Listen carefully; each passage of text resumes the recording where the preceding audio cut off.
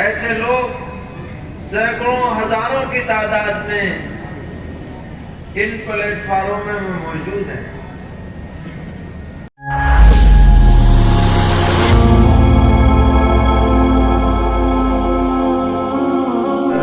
رحمة وهيئ لنا من أمرنا رشدا صدق الله مولانا العلي العظيم۔ معزز علماء کرام، طلبہ عزیز، قریب اور دور سے دین کی نسبت پر تشریف لانے والے دانشوران قوم و ملت، فرزندان توحید، اور جہاں تک یہ آواز پہنچ رہی ہے ہماری مائیں اور بہنیں،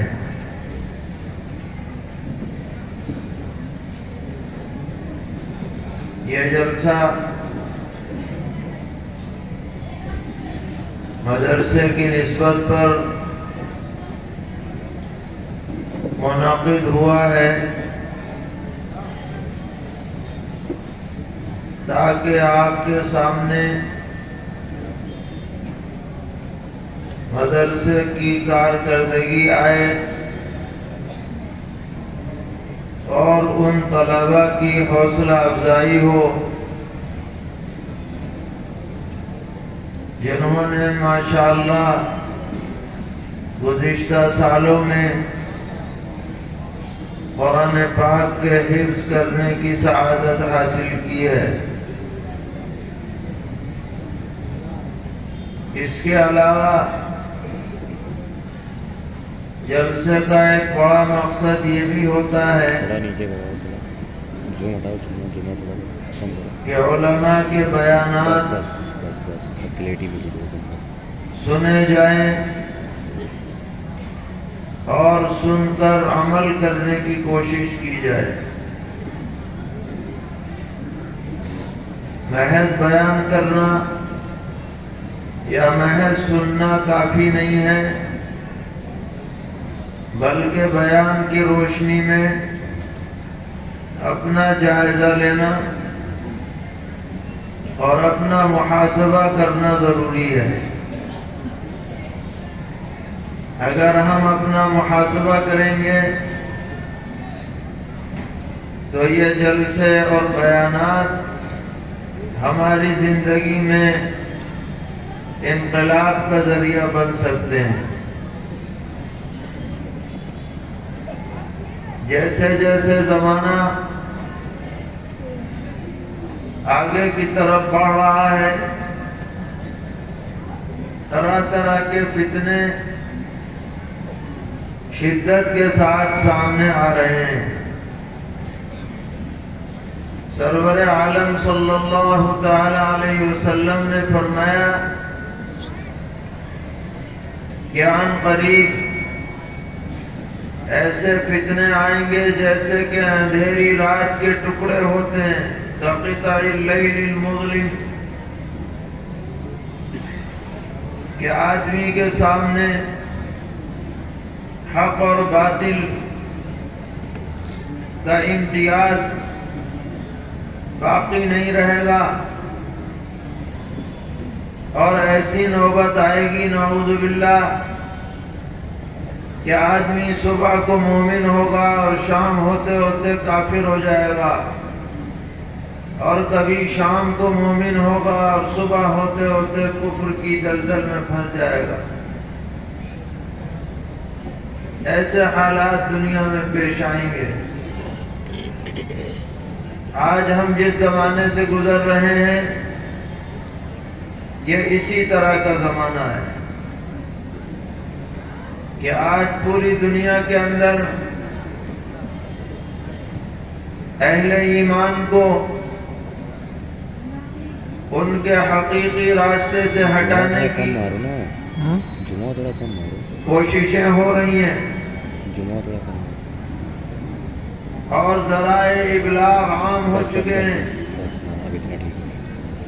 اور لوگوں تک بات پہنچانا آسان ہو گیا ہے۔ پہلے زمانے کے اندر کہ جو روزنامہ الجمعیت چھپتا تھا وہ گاؤں میں کئی روز کے بعد پہنچا کرتا تھا۔ اخبار کا ڈاک ایڈیشن الگ ہوتا تھا، دستی ایڈیشن الگ ہوتا تھا، اور کارڈ بھیجے جاتے تھے، انتردیسی لفافے بھیجے جاتے تھے، کئی کئی دنوں میں مہینوں میں بات کہیں سے کہیں پہنچتی تھی۔ لیکن آج ہم نے اپنی آنکھوں سے یہ بات دیکھ لی کہ سیکنڈ کے اندر ایک بات ساری دنیا کے کونے میں پہنچ جاتی ہے۔ ہمارے استاد تھے حضرت اقدس مولانا ریاست علی صاحب بجنوری رحمۃ اللہ علیہ، وہ فرماتے تھے کہ میں حدیث میں پڑھا کرتا تھا کہ عالم برزخ میں یا جہنم میں ایک آدمی کے کلے چیرے جا رہے ہوں گے اور ایک کلہ چیرا جائے گا، پھر دوسرا چیرا جائے گا، اتنے میں پہلا ٹھیک ہو جائے گا۔ جب پوچھا گیا کہ اس کے ساتھ یہ ایسا کیوں ہو رہا ہے تو جواب دیا فرشتے نے کہ یہ آدمی جھوٹ بولتا تھا اور یبلغ الآفاق، اس کا جھوٹ ساری دنیا میں پھیل جاتا تھا۔ تو حضرت فرماتے تھے کہ میں حدیث پڑھتے ہوئے سوچا کرتا تھا کہ ایک آدمی کا جھوٹ ساری دنیا میں کیسے پھیل جائے گا، ایسا کیسے ہو جائے گا۔ لیکن جب سے یہ موبائل آیا اور انٹرنیٹ آیا تو حدیث کی صداقت بالکل عیاں ہو گئی کہ آپ کوئی بھی بات ایک سیکنڈ کے اندر ساری دنیا میں پھیلا سکتے ہیں۔ تو جتنا اچھائیاں پھیلائی جا رہی ہیں اس سے 1000 گنا زیادہ برائیاں پھیلائی جا رہی ہیں۔ آج آپ دیکھ لیجیے، فیس بک ہو، یوٹیوب ہو، انسٹاگرام ہو یا دیگر پلیٹ فارم ہو، آپ کوئی اچھی سی پوسٹ ڈالیں، کوئی ہدایت کی بات ڈالیں، اس کو دیکھنے پڑھنے والے چند ہوں گے یا چند سو ہوں گے، بہت ہو جائیں تو 1000 تک پہنچیں گے، اور کوئی بری بات اس میں ڈال دی جاتی ہے تو منٹوں میں لاکھوں کی تعداد میں اسے دیکھنے سننے والے ہو جاتے ہیں۔ تو یہ سب پلیٹ فارم برائیوں کو پھیلانے کے لیے سب سے بڑا ذریعہ بن چکے ہیں، اور ہر طرح کی برائیاں ان کے ذریعے سے عام ہو رہی ہیں۔ فواحش بھی عام ہیں اور فکری گمراہیاں بھی عام ہیں۔ ایسے ایسے لوگ بیٹھے ہوئے ہیں جو دیکھنے میں ایسا لگتا ہے ان سے بڑا کوئی محقق نہیں ہے، ان سے بڑا کوئی عالم نہیں ہے، بڑی بڑی کتابیں دائیں بائیں رکھ کے بیٹھے ہیں اور سندوں پہ ذکر ہو رہا ہے، اسماء و رجال پہ ذکر ہو رہا ہے، اور بالکل غلط بات، احادیث کی غلط تشریحات ہو رہی ہیں، واقعات کا غلط مطلب نکالا جا رہا ہے، اور جو ناواقف لوگ ہیں انہیں دیکھنے یا سننے والے وہ ان سے متاثر ہو رہے ہیں۔ ایسے ماحول میں ہمیں سمجھنا پڑے گا اور استقامت دین حق پر قائم رکھنے کے لیے اپنے معتمد اداروں سے اور معتمد علماء سے اپنا ربط مضبوط کرنا پڑے. اس کے بغیر ہم گمراہیوں سے بچ نہیں پائیں گے. وہ ادارے جو دسیوں سال سے حق کا امتیاز بن چکے ہیں اور جنہوں نے دین حق کو پھیلانے کے لیے قربانیاں دی ہیں، اور وہ علماء جو سنت پر ثابت قدم ہیں، اہل سنت والجماعت حقیقی طور پر ان کے آراء اور نظریات پر قائم ہیں، ان سے ہمیں مربوط ہونا پڑے گا، جبھی ہم اپنے کو ہدایت پر قائم رکھ سکتے ہیں. اللہ تبارک و تعالی نے ہمارے اس بر صغیر میں محض اپنے فضل و کرم سے ہمارے اکابر دیوبند رحمہم اللہ کو دین حق کی خدمت کے لیے قبول فرما لیا ہے، اور ان حضرات نے اس پورے خطے کے اندر بلکہ پورے عالم کے اندر جو دین قیم ہے، جو صراط مستقیم ہے، جو اہل سنت والجماعت کا اصل منہج ہے، اس کو منقع کر کے لوگوں کے سامنے پیش کیا ہے. ہر طرح کی بدعات، ہر طرح کی خرافات، ہر طرح کی فکری گمراہیاں، ضلالتیں اور زلات، ان پر ہمارے اکابر نے نکیر فرمائی ہے، ان کا تحقق کیا ہے، اور صاف ستھرا دین، سچا دین لوگوں کے سامنے پیش کیا ہے اور کر رہے ہیں. شورش کاشمیری نے کہا تھا،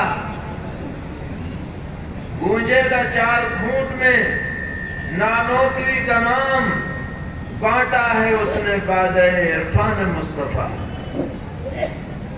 وہ چراغ جو چھتا کی مسجد میں ایک انار کے درخت کے نیچے جلایا گیا تھا، اس ایک چراغ سے ہزاروں چراغ جل اٹھے، اندھیریاں روشنیوں میں تبدیل ہو گئی. کیا شہر، کیا گاؤں، کیا قریے، کیا جنگل بیابان سنت کے نور سے منور ہو گئے. آپ کا یہ مدرسہ بھی اسی سلسلے کی ایک کڑی ہے. اس کا نام بھی فیضان العلوم ہے. یہ علوم نبوت کا فیضان ہے جو اس پورے خطے کو منور کر رہا ہے. ہمارے جن حفاظ نے قرآن پاک کی تکمیل کی، حفظ قرآن کی دولت سے مالا مال ہوئے، یہ گویا کہ اپنے خاندان کے لیے ایک روشن چراغ کی حیثیت رکھتے ہیں. ان کی اہمیت کا اندازہ دنیا میں ہو یا نہ ہو، قیامت میں ضرور ہوگا، جب یہ اپنے خاندان کے ان منتخب لوگوں کو شفاعت کر کے اللہ تعالیٰ کی اجازت سے جہنم سے نکال کر جنت میں پہنچانے کا ذریعہ بنیں گے، تب اندازہ ہوگا کہ ان کی کیا حیثیت ہے، وقت ہے اور اہمیت ہے. اور پھر کتنے ان میں سے، اور جو پہلے حافظ ہو چکے ہیں ان میں سے کتنے عالم بن گئے، مفتی بن گئے، یہاں پر اور دیگر جگہوں پر جا کر دین کی خدمت انجام دے رہے ہیں. تو اگر ہمیں خود دین پر قائم رہنا ہے اور اپنی نسلوں کو دین پر قائم رکھنا ہے تو ہمیں ان مدارس سے اپنا رشتہ مضبوط کرنا پڑے گا. گمراہیوں سے بچنا پڑے گا، دین حق پر استقامت کا عزم کرنا ہوگا۔ اللہ تبارک و تعالی نے قرآن پاک میں ایک واقعہ بیان فرمایا ہے، اور اس کا پس منظر یہ ہے کہ مکے کے لوگ انہوں نے اپنا ایک کمیشن مدینہ منورہ کے یہودیوں کے پاس بھیجا، چند لوگوں کی کمیٹی بنا کر، کہ یہ یہودی اہل کتاب ہیں، توریت وغیرہ جانتے ہیں، ان سے پوچھ کے آؤ کہ ہم نبی اکرم علیہ السلام سے کوئی ایسی بات پوچھیں جو وہ جواب نہ دے سکے، اور ان کو ذلیل کیا جائے نعوذ باللہ، اور لوگوں کے سامنے ان کی جگہ ہنسائی ہو۔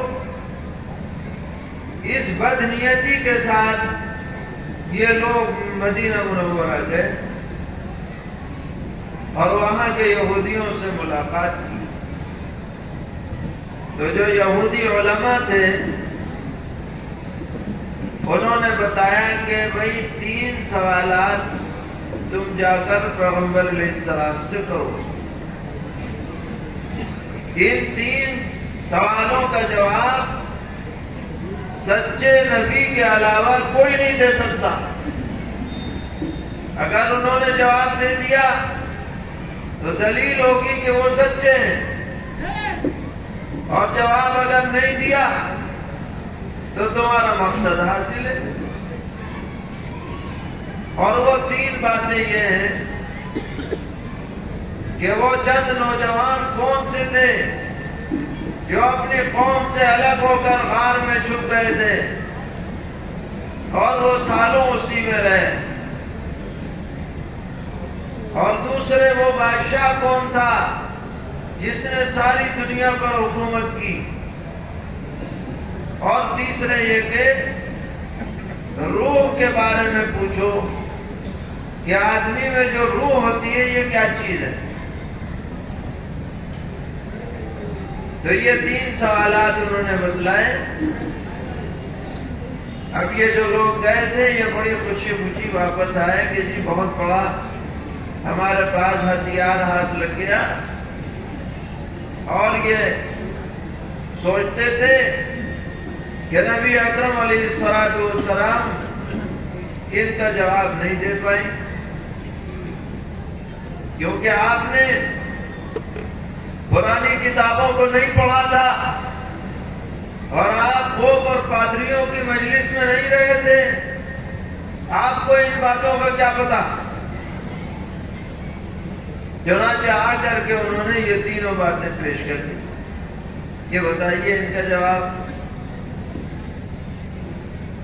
نبی اکرم علیہ السلام نے فرمایا کہ ہاں میں جواب دوں گا، لیکن انشاءاللہ کہنا ذہن سے نکل گیا۔ آپ کو یقین تھا کہ اللہ تعالیٰ ہمیں بتائیں گے وحی کے ذریعے، اور جب بتائیں گے تو ہم ان کو بتا دیں،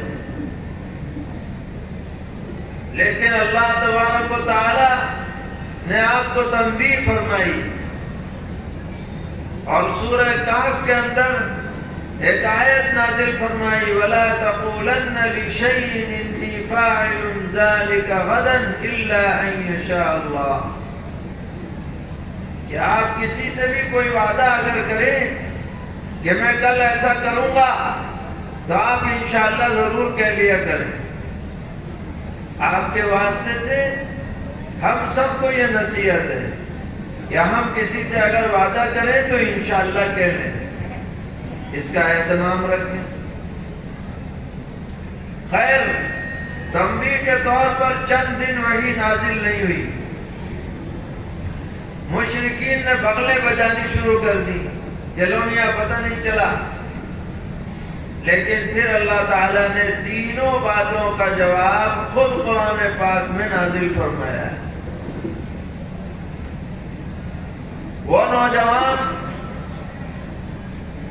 جو اپنی قوم سے الگ ہو گئے تھے،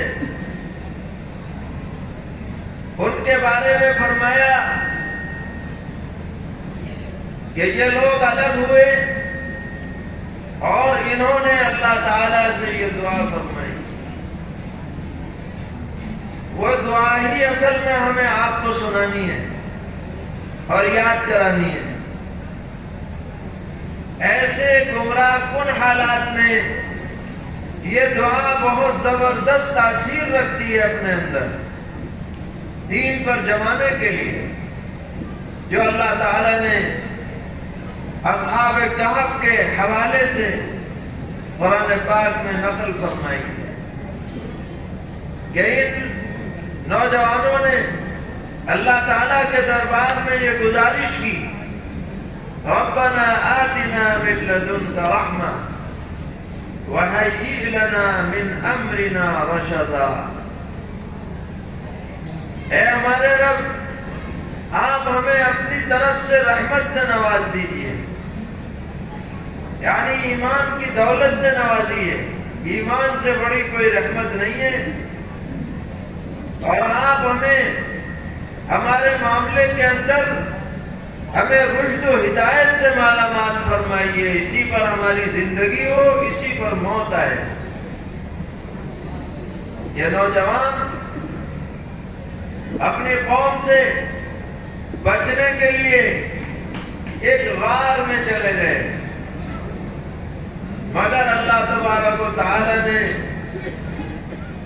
ان کے ساتھ عجیب و غریب معاملہ فرمایا، اس کی نظیر نہیں ملتی کہ یہ کئی سو سال تک اسی غار میں یوں کے توں رہے۔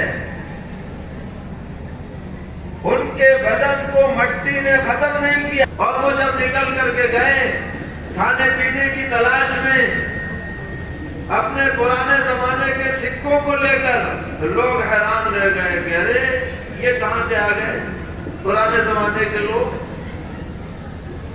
اللہ تعالیٰ نے اپنی قدرت دکھلائی کہ جو اللہ تعالیٰ پہلی مرتبہ پیدا کر سکتا ہے، وہ موت دے کر دوبارہ زندہ بھی کر سکتا ہے، وہ طویل نیند بھی عطا کر سکتا ہے، اور نیند کے زمانے میں بدن کی حفاظت بھی کر سکتا ہے۔ یہ سب کچھ اللہ تعالیٰ کے قبضے قدرت اور اختیار میں۔ پوری تفصیل 2-3 رکوع میں قرآن پاک میں سورہ کہف کے شروع میں بیان ہوئی۔ تو یہ جو دعا ہے، یہ اگرچہ اصحاب کہف کے حوالے سے نقل ہوئی ہے، لیکن ہم میں سے ہر شخص کے لیے یہ آب زر سے لے جانے کے قابل ہے۔ اپنی دعاؤں کے معمولات میں یہ دعا شامل ہونی چاہیے، بچوں کو سکھا دینی چاہیے، بچیوں کو یاد کرا دینی چاہیے۔ اس ارتداد زدہ ماحول میں ہم دین پر قائم رہیں، اللہ تعالیٰ کی مدد کے بغیر یہ ممکن نہیں ہے۔ ربنا آتنا من لدنک رحمہ وہیئ لنا من امرنا رشدا۔ ہر جگہ یہ دعا ہمارے لیے بہت بڑی پشت پناہ بنے گی ہدایت پر قائم رکھنے کے سلسلے سے۔ قرآن پاک کوئی قصے کہانی کی کتاب نہیں ہے، قرآن نصیحت کی کتاب ہے، قرآن کتاب ہدایت ہے۔ واقعات کے ضمن میں نصیحتیں اس کے اندر پیش کی جاتی ہیں۔ اسی طرح دوسرے سوال کے جواب میں ذوالقرنین کا تذکرہ کیا کہ وہ مغرب کی جانب گئے اور مشرق کی جانب گئے، اور ایک ایسی جگہ بھی پہنچے جہاں یاجوج ماجوج نکل آتے تھے، تو انہوں نے دیوار قائم کر دی، اس کا بھی تذکرہ پورا فرما دیا۔ اور اس سے پہلی صورت میں روح کے بارے میں ذکر کیا، یسألونک عن الروح، کہ آپ سے پوچھتے ہیں کہ روح کیا ہوتی ہے، تو جواب دیا گیا قل الروح من امر ربی وما اوتیتم من العلم الا قلیلا۔ اے پیغمبر آپ جواب دے دیجئے کہ یہ جو روح کا نظام ہے یہ میرے رب کا امر ہے، اور تمہیں کوئی علم پورا عطا تھوڑی کیا گیا، تمہیں تو بہت تھوڑا سا قطرہ علم کا ملا ہے، تمہیں کیا پتا روح کیا ہے؟ روح کو تم سمجھنے سے قاصر ہو، عاجز ہو۔ ہاں، علماء نے سمجھانے کی کوشش کی، اور جیسے جیسے زمانہ آگے بڑھ رہا ہے سمجھانے والی چیزیں خود آدمی ایجاد کرتا چلا جا رہا ہے۔ مثال کے طور پر یہ بلب چل رہا ہے، کیسے چل رہا ہے؟ اس کے اندر کرنٹ ہے تو جل رہا ہے، اگر کرنٹ نہ آئے تو چاہے کتنا ہی اچھا بلب بنا لیا جائے جل نہیں سکتا، چمک نہیں سکتا۔ اسی طرح بدن کتنا شاندار کیوں نہ ہو، طاقتور کیوں نہ ہو، اگر روح کا کرنٹ نہ ہو تو وہ بدن بیکار ہے۔ اگر روح کا کرنٹ باقی ہے تو کمزور بدن بھی کارآمد ہے، اور اگر روح کا کرنٹ چلا جائے تو طاقتور بدن بھی بیکار ہے۔ اب اسے مٹی میں دباؤ، اب رکھنے کے قابل نہیں ہے، کرنٹ چلا گیا۔ اور اس سے بڑی مثال آ گئی کہ اس میں تو تار بھی جوڑنا پڑتا ہے کرنٹ کے لیے، موبائل آ گیا، اور موبائل میں نیٹ ورک ہے، اگر نیٹ ورک جڑا ہوا ہے تو موبائل کام کر رہا ہے، نیٹ ورک چلا گیا چاہے لاکھ روپے کا موبائل کیوں نہ ہو بیکار ہے، ردی ہے، کچھ نہیں۔ اور اس نیٹ ورک میں ساری تفصیلات موجود ہیں۔ آج خفیہ محکمے کے پاس سارا ریکارڈ رہتا ہے، کس موبائل میں کون سا سم چل رہا ہے، اس میں کس کس سے باتیں ہوئیں، کتنی دیر باتیں ہوئیں، کیا چیز اس میں محفوظ ہے، کیا محفوظ نہیں ہے۔ تو جب تم انسان ہو کر کے ایسے نیٹ ورک بنا سکتے ہو تو جو خلاق دو جہاں ہے وہ روح کا نیٹ ورک نہیں بنا سکتا؟ ضرور بنا سکتا ہے، تم سے بہتر بنا سکتا ہے، تم سے اچھا بنا سکتا ہے۔ قل الروح من امر ربی وما اوتیتم من العلم الا قلیلا۔ تو تینوں باتوں کا جواب قرآن پاک میں دے دیا گیا۔ جن کو ماننا تھا انہوں نے مانا، اور جنہوں نے طے کر رکھا تھا کہ ہمیں ماننا ہی نہیں ہے تو تمام سوالوں کے جوابات آنے کے باوجود اپنی جگہ پر ہٹ دھرمی کرتے رہے اور مان کے نہیں دیے، اسی پر ان کی موت آئی۔ تو آج اس بات کی سب ضرورت ہے کہ اللہ تعالیٰ نے جو نعمت ایمان ہمیں عطا کی ہے